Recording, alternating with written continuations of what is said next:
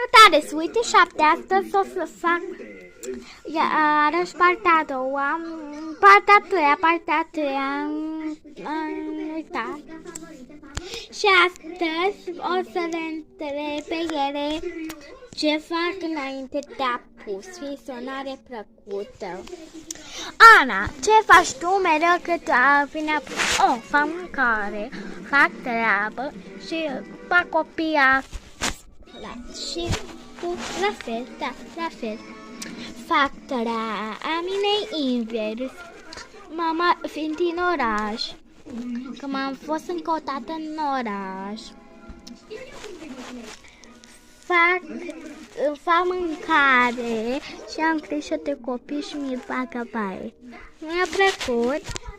Astăzi o să facă partea 4 copilul meu de gaming, că asta este pe